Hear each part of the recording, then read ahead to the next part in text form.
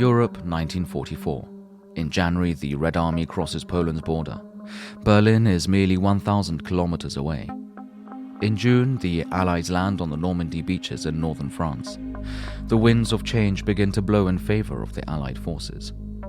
Meanwhile, boffins working for Hitler have been working on a secret weapon which is to win them the war.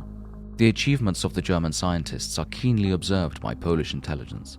Among them is a person whom the British call the man who won the war.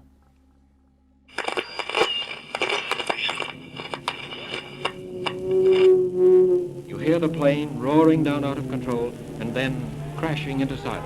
A state of war has existed.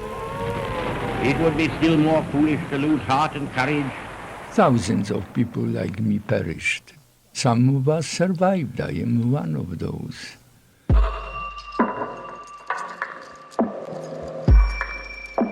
Untold stories from the secret state.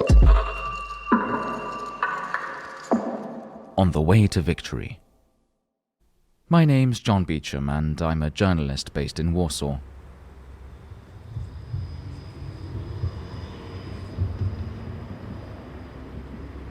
I'm standing here on a square in between the old building in front of me and a new building, well, if you can call it new, of the Warsaw University of Technology.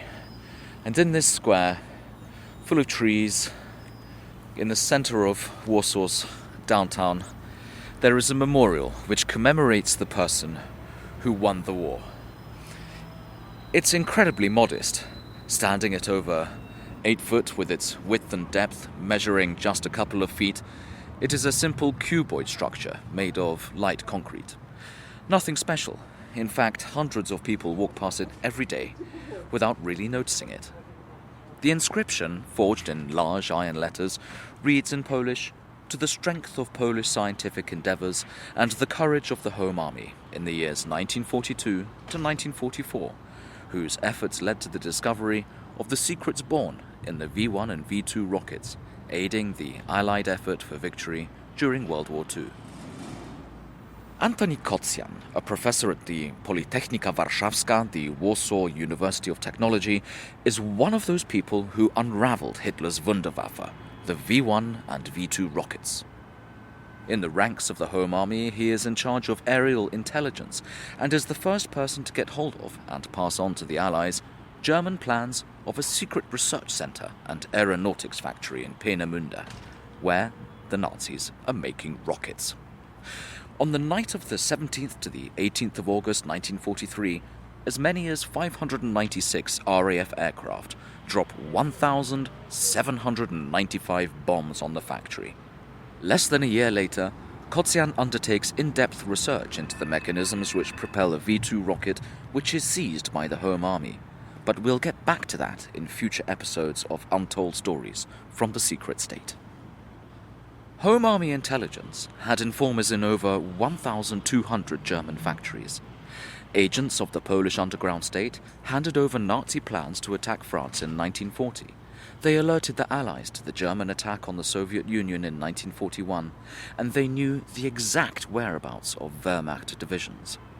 In the moments leading up to D-Day, they managed to pass on detailed plans of the German Atlantic seawall to the British. Stefan Korboński, one of the leaders of the underground state, reminisces on the first months of German occupation. We wanted the domestic fight to be an element of the continuing struggle against Hitler, which the Allies would have to acknowledge and appraise. We wanted to fight for victory and obtain a strong standing in the final assessment of the war.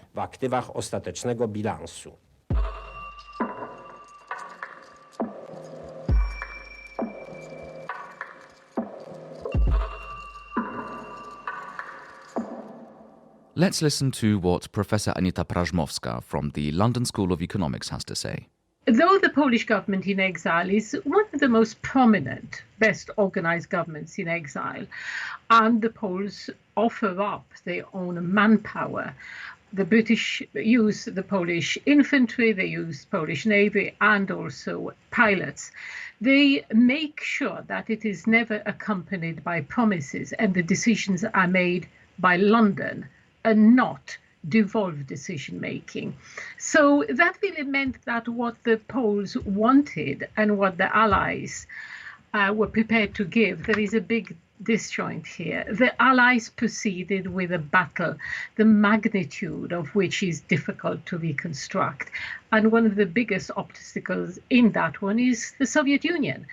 Britain and the USA desperately needed the Soviet Union. Without the Soviet Union, it's difficult to imagine victory against Germany. For the Poles, the Soviet Union was an enemy because it had entered war in September 1939, occupied Polish territory, and throughout the negotiations that were conducted by the Allies, refused to make a promise that these territories would be restored to independent Poland. What the Allies do is literally accept everything that the Polish government gives and everything the Polish resistance movement is prepared to offer in terms of collaboration. But to them, the Soviet Union is more important.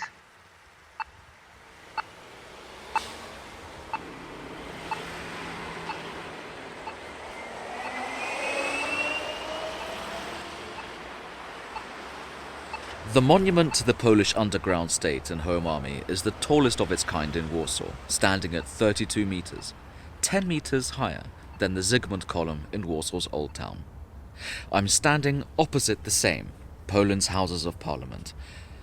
And yet here, we see an abstract obelisk rising from amongst the trees.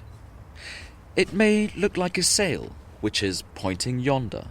Others see a sword, which symbolizes power, while some see a bird's wing, a symbol of freedom.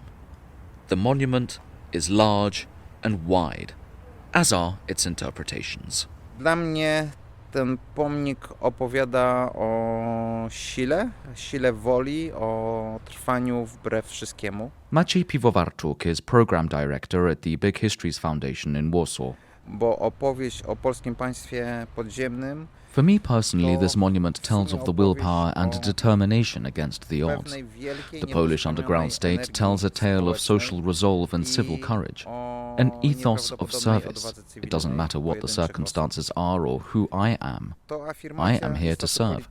This provides the basis of a polity whose strength relies on endurance and mutual responsibility. In mid-1944, the Home Army numbers almost 400,000, a real force which is behind 5,733 assaults and assassinations on German officers, soldiers and officials, a force which breaks the Nazi supply line to the Eastern Front, setting fire to 122 military warehouses, damaging 1,175 convoys, and blowing up 38 railway bridges. The underground state has officer schools, weapons and ammunition are manufactured. The secret state is ready to combat the occupier. As 1944 draws to a close, the Red Army is advancing and the Nazis cannot do anything about it. The Polish underground state has been waiting since 1939 for this moment, as Zbigniew Zaremba, one of the leaders of the secret state, has to say. We held the conviction that we still have one final chance to wage a battle for the Polish cause and to give the world a clear signal that Poland is alive and wants to shape its own existence. At a moment when the Eastern Front is getting closer and closer to Berlin, the underground army comes out of 5 years of hiding. Regiments and divisions of the Home Army fight alongside the Red Army for the Polish cities of Wilno, now Vilnius in Lithuania, Lvov, now Lviv in Ukraine, and Lublin and Rzeszów in present-day southeastern Poland. An uprising against the Germans also erupts in Warsaw. The numbers are matched, but the Germans have the upper hand when it comes to equipment. Nevertheless, the fighting lasts for over 2 months.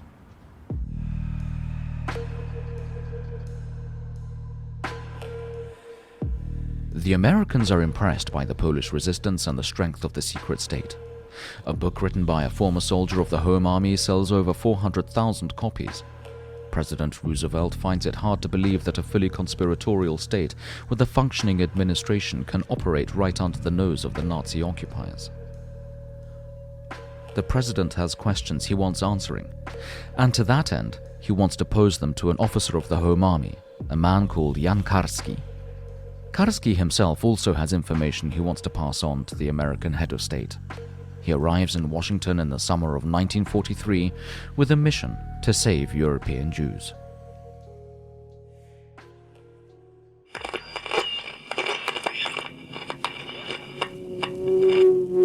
You hear the plane roaring down out of control and then crashing into silence. A state of war has existed. It would be still more foolish to lose heart and courage. Thousands of people like me perished. Some of us survived. I am one of those. This podcast contains materials from the archives of Radio Free Europe, Radio Liberty. Produced by Free Range Productions for the Big Histories Foundation.